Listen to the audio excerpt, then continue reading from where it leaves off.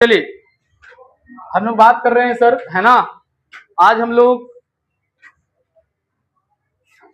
तीसरी और आखिरी टॉपिक पर बात कर रहे हैं, है ना।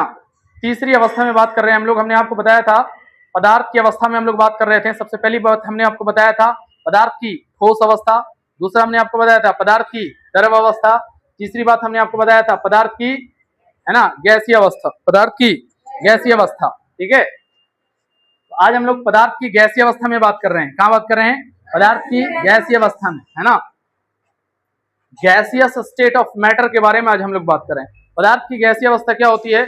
हमने आपको समझाया है कि पदार्थ की गैसीय अवस्था में कण कैसे होते हैं? बहुत दूर दूर पर होते हैं। कैसे होते हैं? बहुत दूर दूर पर होते हैं, है ना। वह अवस्था जिसमें पदार्थ के कण बहुत दूर दूर पर होते हैं और लगातार तेज गति से हर दिशा में क्या करते रहते हैं? घूमते रहते हैं। क्या करते रहते हैं? घूमते रहते हैं, है ना। उसी को हम लोग क्या कहते हैं? पदार्थ की गैसीय अवस्था, है ना। पदार्थ की गैसीय अवस्था क्या होती है? वह अवस्था जिसमें पदार्थ के गैसीय अवस्था में कण जो होते हैं क्या होते हैं? बहुत ही दूर दूर पर होते हैं। ऐसी अवस्था जिसमें पदार्थ के कण कैसे होते हैं?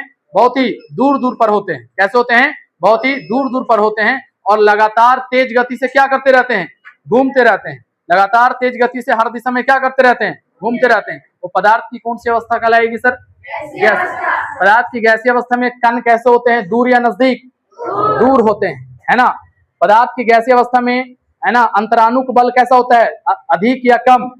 कम होता है। कैसा होता है? कम होता है। क्यों? क्योंकि पदार्थ के कण कैसे होते हैं?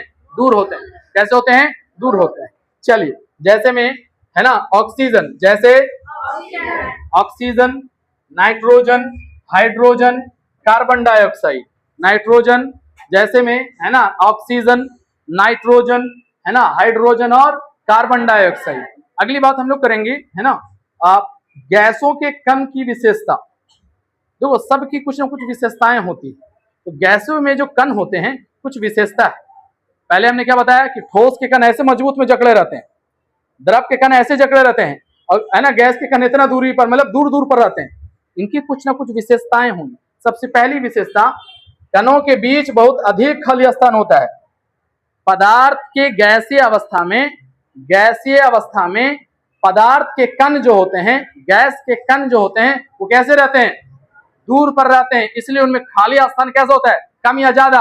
ज्यादा होता है। क्या होता है? ज्यादा होता है। कणों के बीच बहुत अधिक खाली स्थान होता है। कणों के बीच कैसा होता है? बहुत अधिक खाली स्थान होता है। सबसे पहली विशेषता। दूसरा, है ना, पदार्थ की गैसीय अवस्था में, है ना, इसका दूसरा विशेषता क्या है? आकर्षण बल बहुत कम होते हैं। आकर्षण बल कैसे होते हैं? बहुत ही कम होते हैं। मतलब गैसीय अवस्था में कणों का आकर्षण बल कैसा होता है? कमजोर होता है। कणों का आकर्षण बल कैसा होता है? कमजोर है। क्यों कमजोर होता है? क्योंकि उनके कण जो होते हैं कैसे होते हैं? दूर दूर पर होते हैं। कैसे होते हैं? दूर दूर पर होते हैं। इसलिए उनका आकर्षण बल कैसा होता है? कमजोर होता है। तीसरी विशेषता, इसके कण लगातार कैसे होते हैं? गतिशील होते हैं, है ना। गैसीय अवस्था के कण कैसे होते हैं? लगातार गतिशील होते हैं। गतिशील मतलब हर दिशा में लगातार क्या होते रहते हैं? घूमते रहते हैं। जैसे आपने देखा होगा, किचन में बन रहा खाना, जब स्वादिष्ट खाना बन रहा होता है, तो वहां अगर आप उस रूम में बैठे हैं तो इस रूम में आपको महक पहुंच जाती है, लगता है किचन में ये बन रहा है। क्यों? कैसे? क्योंकि जो वहां बन रहा है उसकी महक वहां से उठी, हवा में मिली, हवा से होते हुए आप तक पहुंची। इसका मतलब ये हुआ कि उस पदार्थ का कण जो है क्या कर रहा है? गति कर रहा है। क्या कर रहा है? गति कर रहा है। आपने ये भी देखा होगा कि अगरबत्ती बाहर में जल रही लेकिन महक गति करता है ना, इसलिए वो हमारे तक पहुंच जाता है। समझ में आ रहा है कि नहीं आ रहा है? तो ये सब कुछ क्या है? गैसों कण की विशेषता है ना। गैसों के कण की क्या है? विशेषता, है ना। अगली बात, गैसों के समान गुण। गैसों के समान गुण क्या होते हैं, है ना? व्हाट आर द, है ना, कॉमन प्रॉपर्टीज ऑफ, है ना, गैस, है ना। गैस की कुछ क्या साधारण गुण होते हैं, है ना, सामान्य गुण होते हैं। तो सबसे पहला गुण हमने देखो यहाँ पर, गैसों की किसकी? गैसों की आकृति और आयतन दोनों कैसे होते हैं? अनिश्चित। मतलब ये हुआ कि गैस के पास ना उसकी कोई आकृति फिक्स होती है, ना उसका आयतन फिक्स होता है। दोनों कैसा होता है? अनिश्चित होता है। कैसा होता है? अनिश्चित होता है ना। कैसा होता है? अनिश्चित होता है। अगर इसे बोतल में भर दिया जाए तो बोतल का आकार ले लेगा, गुब्बारे में भर दिया जाए गुब्बारे का आकार ले लेगा, है ना, साइकिल के टायर में भरेंगे तो किसका कर लेगा, साइकिल के टायर। कार के टायर में भरेंगे तो कार के टायर का। इसका मतलब ये हुआ कि गैसों की आकृति और आयतन निश्चित नहीं होता है ना। दूसरा समझ में आ रहा है कि नहीं आ रहा है ना। इसे कह सकते हैं कि बोतल में रखे, है ना, बोतल का आकार ले लेता है, गुब्बारे में भरते हैं तो किसका आकार ले लेता है, गुब्बारे का आकार लेता है। एनी डाउट, ये सबसे पहला गुण है। दूसरा इसका गुण क्या है, दूसरा इसका गुण क्या है, घनत्व। क्या है, घनत्व, जिसको हम लोग क्या कहते हैं इंग्लिश में, डेंसिटी।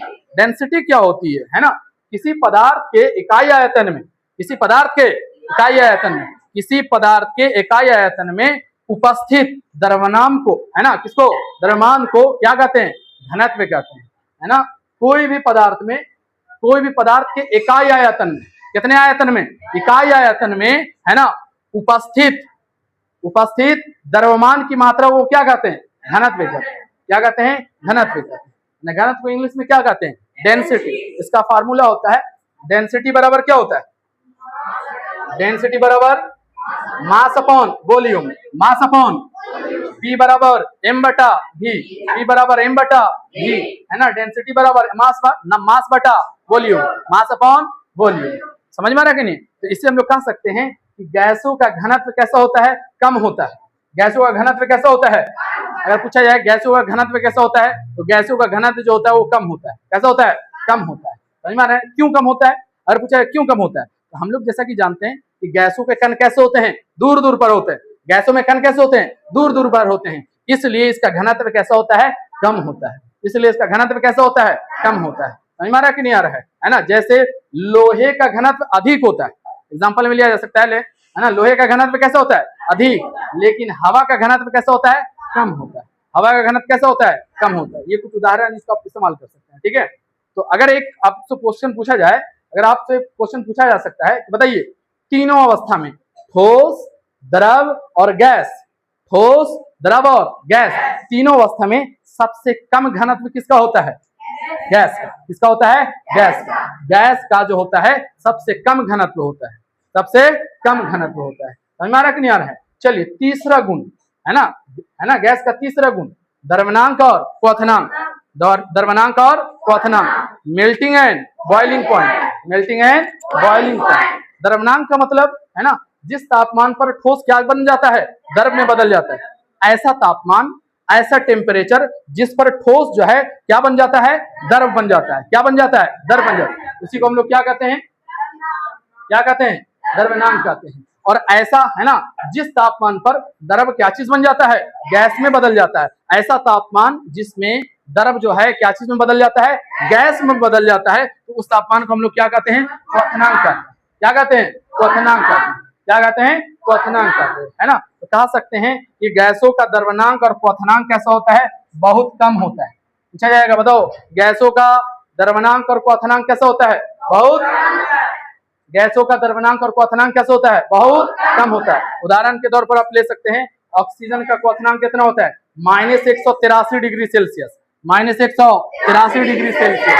नाइट्रोजन का क्वथनांक कितना होता है, -196 डिग्री सेल्सियस, -196 डिग्री सेल्सियस। समझ में आ रहा है कि नहीं आ रहा है ना। ऑक्सीजन का क्वथनांक -183 डिग्री सेल्सियस, नाइट्रोजन का क्वथनांक -196 डिग्री सेल्सियस होता है ना। समझ में आ रहा है कि नहीं आ रहा है, एनी डाउट। तो हम लोग आज बात कर रहे थे किसमें, है ना, पदार्थ की गैसीय अवस्था, पदार्थ की गैसीय अवस्था की हम लोग विशेषताएं के बारे में बात कर रहे थे, और कहाँ बात कर रहे थे, उसके गुण के बारे में बात कर रहे थे। आज हम लोग 3 गुण के बारे में बात किए, है ना। समझ में आ रहा है कि नहीं आ रहा है।